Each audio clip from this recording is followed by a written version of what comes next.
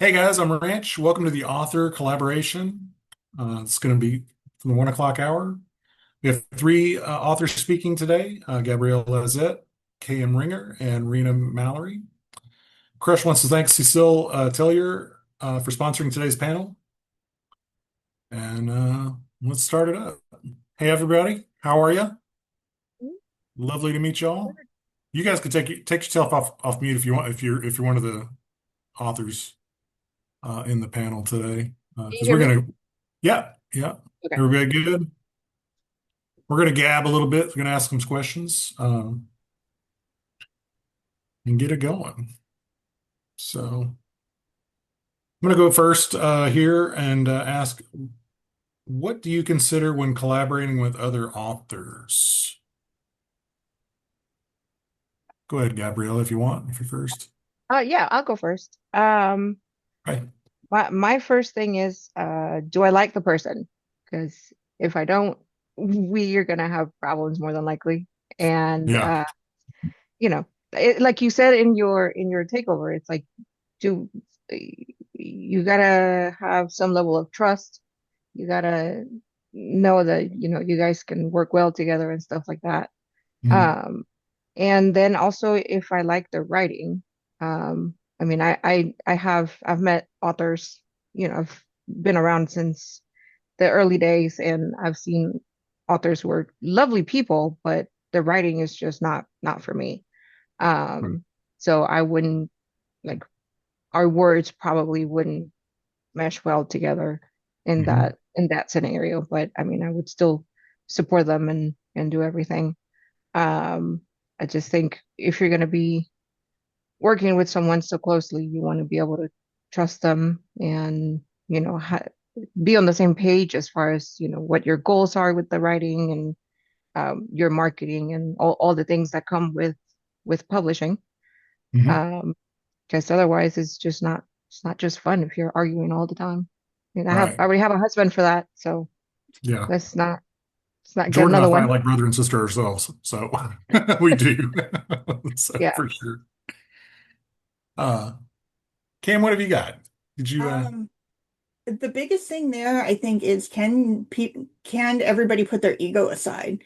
Because, if you can't put your ego aside, you're just going to think, and that comes into the trust thing, right? So Mhm. if you can't put your ego aside, then how are you going to get through a story? Whether you do it, all chaos style, which it sounds like Ranch absolutely does, which I fucking love. But um we, my best friend and I have crossed worlds and actually gone into each other's documents to write the dialogue because we're using each other's characters. Well, if you Mhm. can't put your ego aside to be like, oh no, please, by all means, go for it and make them sound like how those characters are supposed to sound, Mhm. then you're just going to sit there and you're going to fight and it's going to show in the writing and things are going to turn to crap.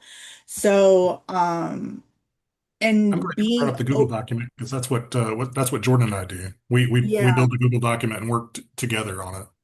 Or, we've cut and pasted certain sections into the Google Doc to try and play with it.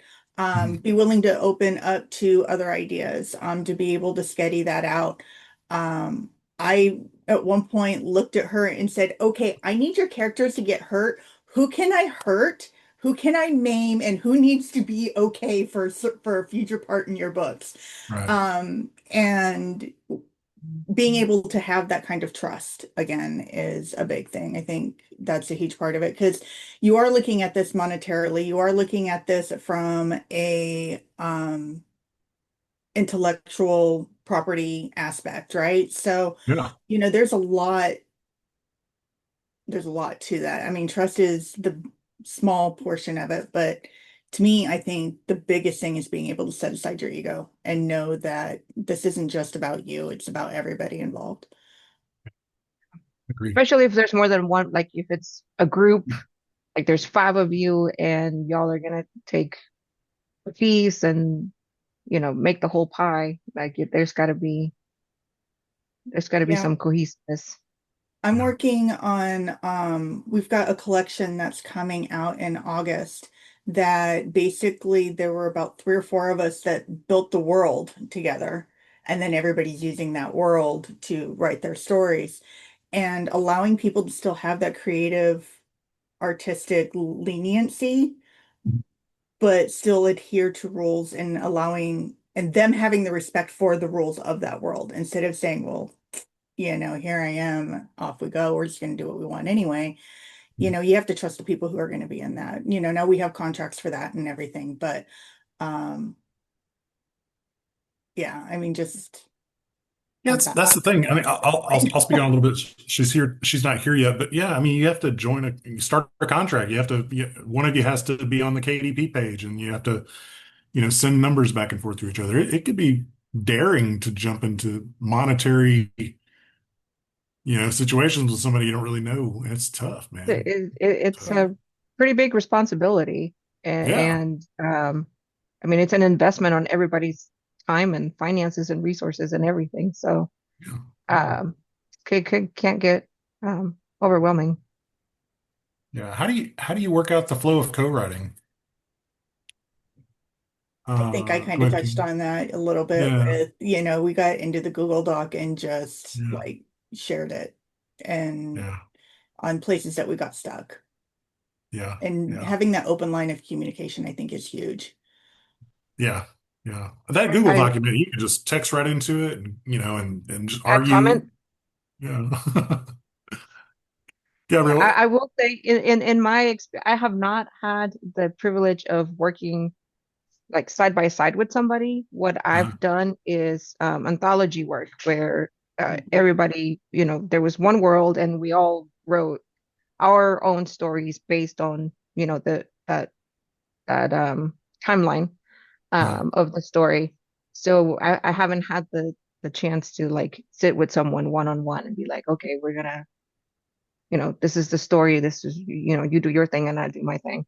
yeah. But I think it's the same rules still apply. It's like if you're going to have a vision, a goal with the story or whatever, that everybody's got to be on the same page. And I guess right to your strengths. Like if somebody has really good prose and somebody has really good dialogue, then play off of that together and make it work. That's what I would think. But you guys have probably done it more times than I have. Yeah. I mean, well, yeah. I mean, but I kind of, when it comes to some of us, we just kind of wing it on the crush thing, like we were talking about earlier. I'll just drop it off and just kind of like put it in the mail, and then the next person will read it and like, oh, I've got to do this, and then I've got to continue on, and then we have that triplicate of writers that have to push that, and so yeah, it can be pretty difficult, especially when you don't really communicate with each other. Um, what what's your favorite part of the writing process when you're collaborating? The sketty sessions. Yeah. Yeah, we have so much fun because we have this whole thing. Okay, okay, okay, but hear me out. And once that happens, we're like, oh, okay, shit's getting real. What do we got? You know, um, the sketchy sessions because we will completely go off the rails and then we'll dial it back to like, okay, what's actually feasible? Like, okay, well, that would be nice for maybe like additional content, but that's not going to work for the story, or well, yes, but, or the yes anding, like, yes, I love that, but what if they also did X, Y, and Z? Um, and being able just to kind of loosely draft that out. Now, the way that it starts very well may be completely different than the way that the book ends up ending because the people that I write, we are just chaos incarnate. But you know, the sketchy sessions and just trying to figure out what we're going to do and say, okay, well, this, I would really like to see this character do this. And that is a lot of fun to do. Yeah, I What would about agree you? with that. Yeah. Yeah.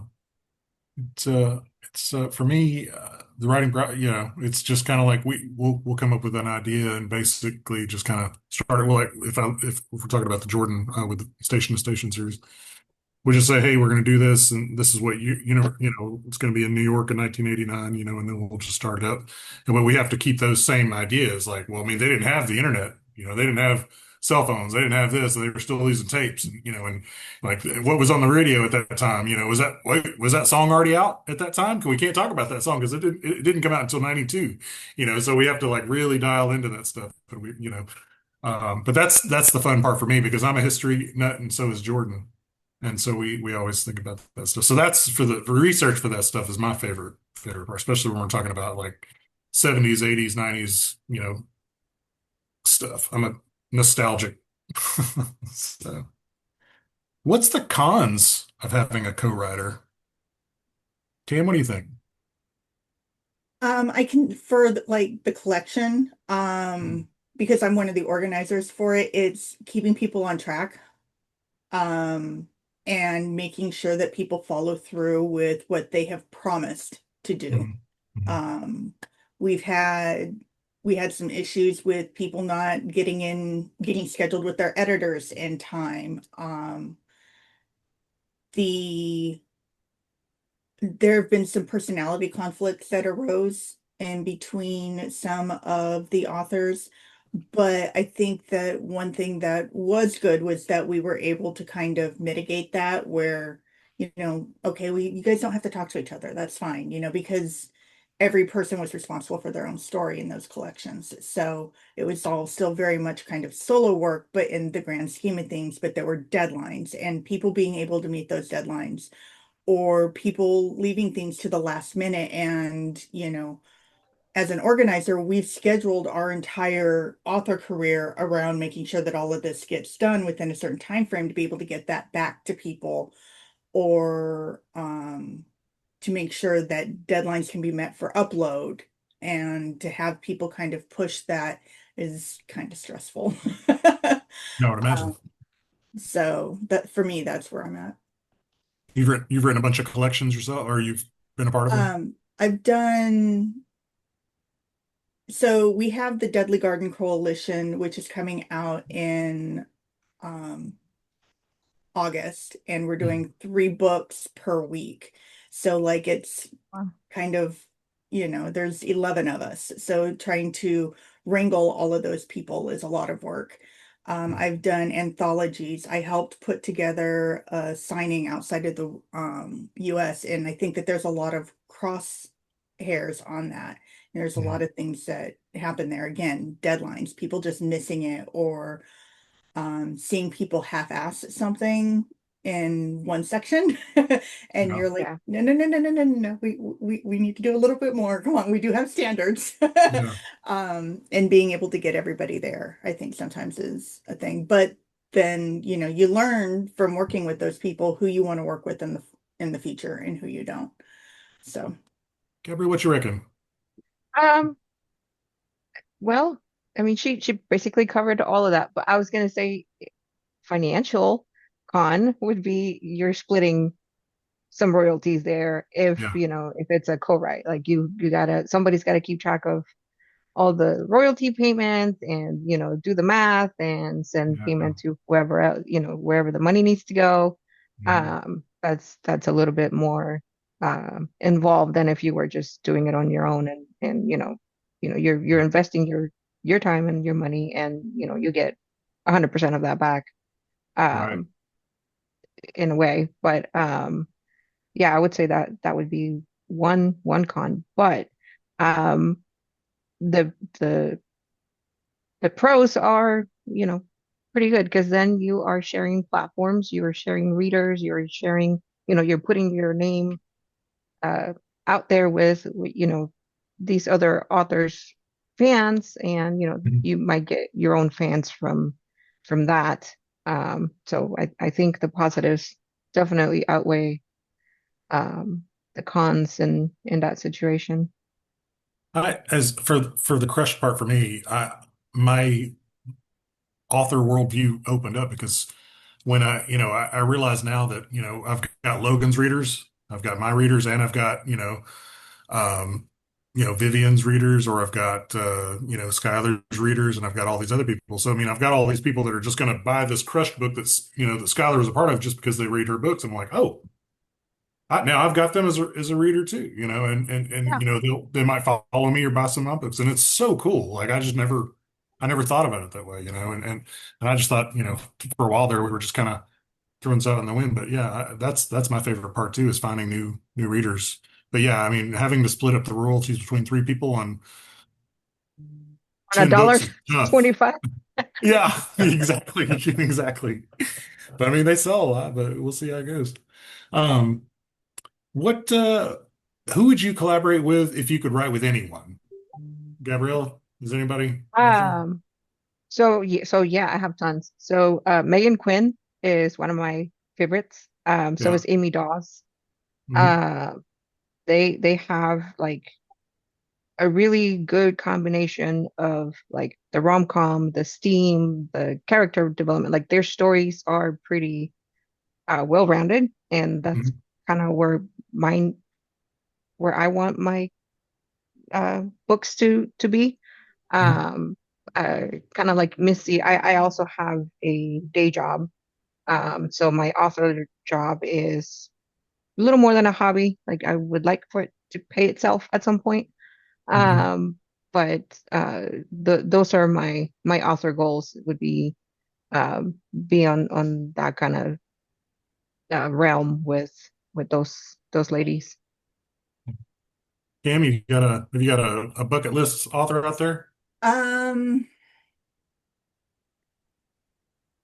that one's a hard one because like I I don't think highly of myself sometimes. So I think that we all fight with ego Yeah. a little bit and so forth. But like Brooklyn Cross, I love her dark and gritty, because I am dark romance. So I'm here for the dark and gritty. Brooklyn Cross, Willow Winters. Um, there are a few others out there that I would like to get to know more before I made that decision. Mhm. Um, But yeah, I mean, yes, there's a list, but there's also not a list because I don't think that I'm worthy enough of that sometimes. Yeah. So, I'm working on that, but I would love to, and I actually talk to Brooklyn Cross pretty often. So, there is a collection that we're working that my best friend and I are putting together for next year that I think we're going to actually ask her to be a part of and Mhm. see if, I can maybe talk her into maybe trying to do a co-write or something like that later. That would be fun. I was lucky enough to be drafted into Crushed. I got a phone call from Sonny asking if I would be interested in doing something like that with Logan, and I was like, well, I mean, what is it? Yeah. I have no idea. And then, so I was lucky to work with one of my favorite authors that way. And then, Jordan was one of the first authors on Medium to read my stuff, and then there was a collaboration thing on Exceptional Erotica, or it was a spring uh, prompt, and they, we decided to write one together and stuff like that with Station to Station, and so I was lucky to be found myself, and now I don't know, man. I've got a bucket list of some writers that I want to work with, but we're all really busy, and that's another thing I have to worry about. It's like, oh no, I can't do it because I've got a big schedule. I'm like, can we do it now? No, we can't do it now. That's so yeah, it's a thing. I mean, I don't know. I mean, there's definitely a couple of horror writers that I would like to work with, and we'll see how it goes. Um, do you outline extensively, or do you prefer to write by the seat of your pants? Oh, With Kim Cancer. first. I'm a You're a pantser. pantser? You're both Yes, pants? I'm a pantser too. I I mean, if I don't have to put on pants, I won't. Yeah. But that They are so that's probably overrated, but that's besides the point. yeah, that's probably why I haven't been able to publish anything in the last 2 years, because it Yeah. just when the words don't come out, they just don't, you can't force them. You guys Yeah. know that. So it's really hard. And then if I try to sit down and outline, then I get bogged down on like the little details. It's like how do we get from point A to point B and make it flow? It gets more overwhelming than productive. So I just start typing when the mood strikes. Now, Yeah. do you when you guys do these collaborations and you're writing about Sea Your Pants, do you just kind of decide I'm going to write chapter and you're going to write the next chapter, or do you guys write the chapters together, planning that out, or how do you figure that out? I know that like with Elizabeth and I were planning on doing a co-write that kind of it crosses worlds again because we both have mafia families in Chicago in this world. Mhm. And there's going to be a second chance romance, and I'm going to write his scenes and she's going to write her scenes. Oh, okay. So it'll be like chapter by chapter that way. And what we've kind of done is said, okay, this is kind of loosely where we want to start, and this is kind of where we want to end.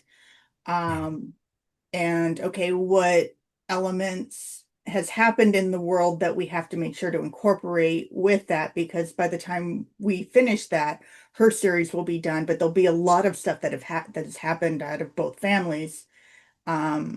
So again, it's kind of like a planting situation where we kind of have a general idea, but what actually happens, I mean, there's a saying that I think we've all heard is that I am just somebody transcribing what the characters are saying and doing. And sometimes they go off the rails and they decide to go on their own little side quest. And sometimes those side quests are wonderful.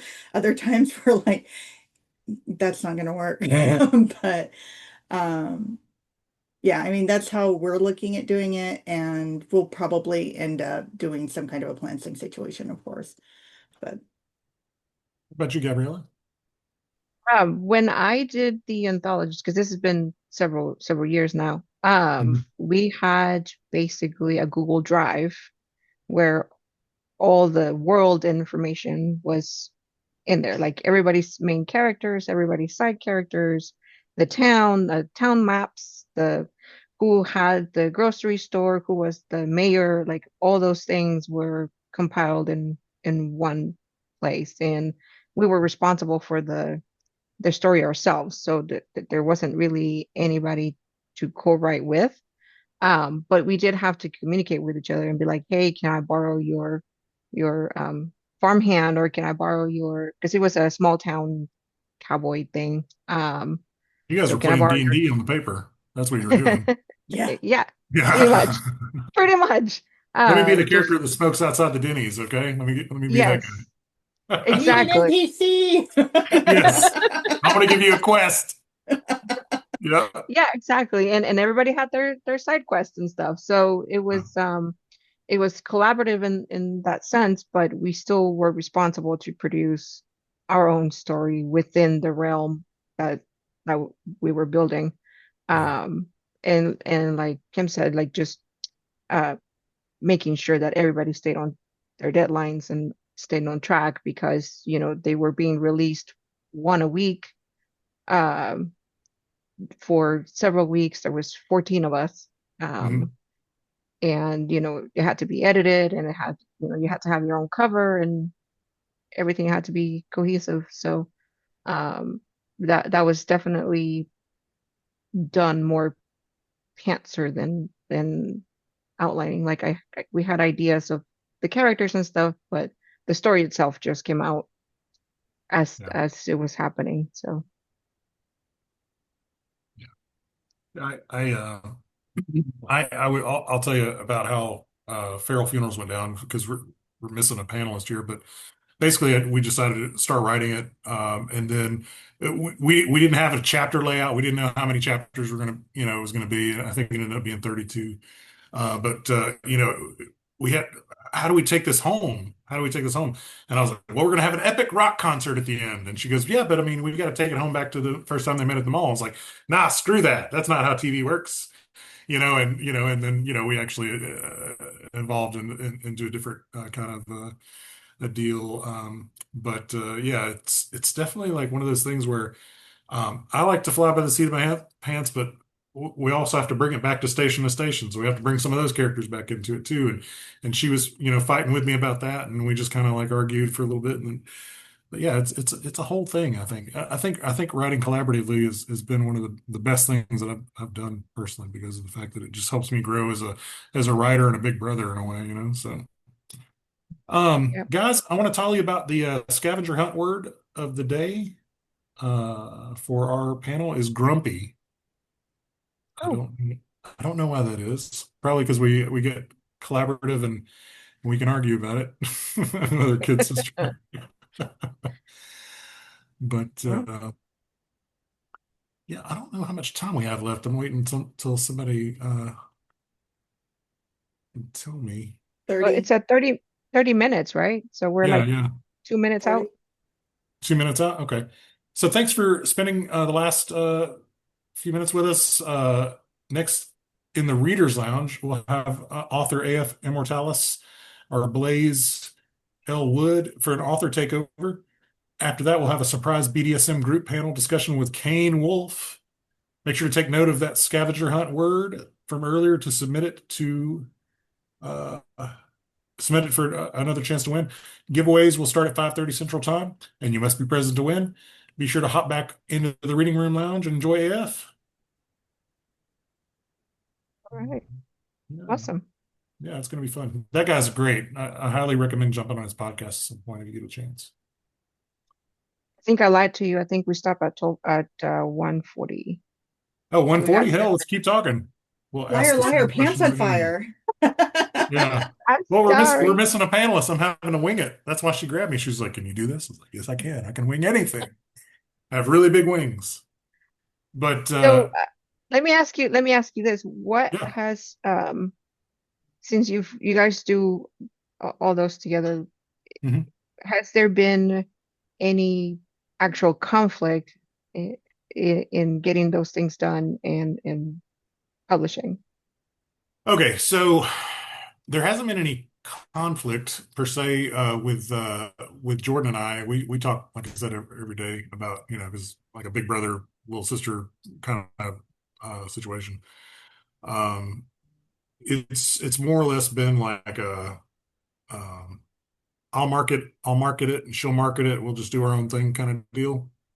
With Crushed, Logan does really everything, and he does the money stuff. Jordan also does the money stuff. So I mean, all I have to do is kind of show up for Crushed. But yeah, there's really no conflict, I guess you could say. We've had reader conflict where they just think it's a big joke, and we're like, yes, yes, it is a big joke. Crushed is a big joke. We take none of that seriously, right? But yeah, it's just for me, it's just that's really it. Um, but yeah, I mean, I don't know, man. It's so when I've never actually been invited to or joined one of those really big collaborative pieces. I mean, how do you gauge that and then take it away from your own writing experience? Because I like writing writer right now. That's the only thing I want to do. I want to continue White Lighter, but then I've got to worry about how do I take time off to jump back into that other reality of the station to station world, or how do I jump back into the reality of or the unreality of Crushed? How do you guys do that for yourself, or do you I'm a just mood writer. yeah yeah. Yeah. And when I'm mad, those end up being like the best fight scenes. They Yeah, absolutely be the best. yeah, Um, so, and there's sometimes where I'm looking at something and a scene will just pop in my head, and so I'll just go and write it. So a lot of mood writing, like I have a plan and I have deadlines, and so I really work really hard at trying to keep my head listening to just those characters and mhm, telling those other characters that they have to shut up for a few minutes mhm, for me to finish playing with these. Um, so it's a lot of just sometimes it's a fight with the characters. yeah. Do you kill your darlings pretty easily, or how do you let your other author friend kill your darlings, or at least prick them? Um, she usually has to give me a sound reason why. Yeah, And if she can come up with, and she will, if she's just like, honey, this really has to go and this is why, Uh, Um, and she can give me a solid reason for X, Y, and Z for whatever it is that she wants to do, yeah. then I'm like, okay, done. But you have to kind of come at me with the rationale of why it doesn't work, or why that has to happen. So, Gabrielle, have you reached into that? Have you let someone prick or kill your darlings before? Actually, I have not had the opportunity. So Oh yeah. no, I uh we did not. I'm trying to think if any of them, no. Not none of the characters ever had to suffer at somebody else's hands. So Yeah, not yet. right. It's But tough. I'm pretty sure it'd be fun. It would be fun to like see a character that came up in my head be in somebody else's head for a little while and see how that person, puts it out there. Yeah, it's almost like you have to put yourself in a writer's room, like a television show. You've got 10 or 12 guys in there and they're all writing the same character and then they, fight and hassle and push each other out and yeah, I see it that way. Because I definitely wouldn't want Jordan to kill any of my characters, but Logan could kill Ranch as much as he wants. I don't care. I told him that he writes me better than I write myself. So yeah. yeah, like I said, if I'm going to kill or hurt one of their characters, it's just like, is this okay? And can I like, is it okay that I take them out, or Mhm. how hurt am I allowed to get them? Like, Right. because they have their own plans too with their characters. Yeah. So if this character is like part of a major part of a later story, I also obviously can't lay him out, right? Right. So, He can come um, back with a missing finger though. yeah, I had one come back with quite a damaged leg, and it's a good thing he had three of her books to kind of heal in order before his book comes up. So, yeah. Yeah, that makes sense. It's a good one. I never thought about before I mentioned it, I never thought about like having somebody else kill a character of yours. That could be pretty painful. Well, Um, that actually is how the Crossworld started with Elizabeth for In Between the Weekend series and the Gorgeous Armed and Dangerous series. mhm. She was just like, hey, I don't want to have to come up with a whole new family. Is there somebody that I can use that you don't mind that dies? Yeah. And I was just like, oh yeah, well, here you can just use, anybody except for this person with the Vox family because they're all going to die anyway by the end of my series. And she was just, I go, so if you end up taking one out, that's fine. Well, then, it kind of grew into something way bigger than that. But um, I really liked this one character that she ended up killing. And I was just like, oh, I really like how you killed them, though. You know, Mhm. like it was very fitting for what I had built up on my end, even though that character wasn't a major, Mitchell wasn't a big part of my story.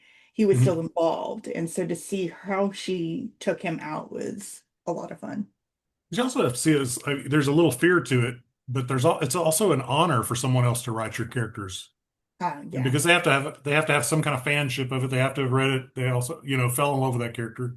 You don't just write something just because you don't like them. You Mhm. write it because you love it, right?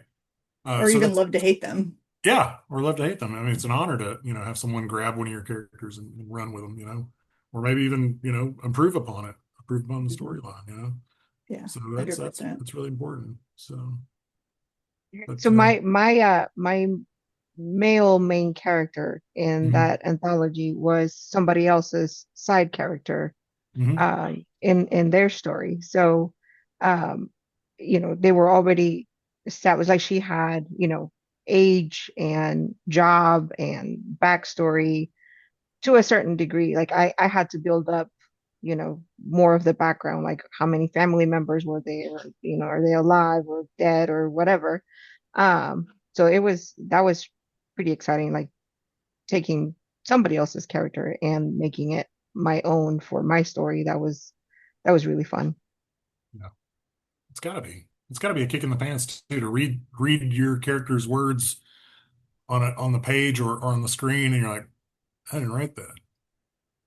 Like, who the hell did this, right? And then you're like, oh, I really like this though. That's like I said, it's a kick. So. And if somebody's paying close enough attention to your character and they do it right, they Right. can really make you proud, Yeah. with it.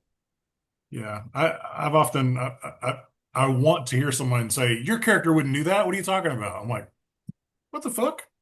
They're They my might." character. I created that chaos. I created that character. Yeah. They wouldn't do that. Fuck, they will. They would sure will, you know? Yes. Yeah, it's so Yeah. crazy. It's so crazy. Yeah, I'm ready to wrap up, guys. Hey, so I want to remind you guys again that the word was grumpy, and that we're going to go back into the reader lounge, or the and listen to Blaze do his author takeover. He's a cool cat too, from Manchester.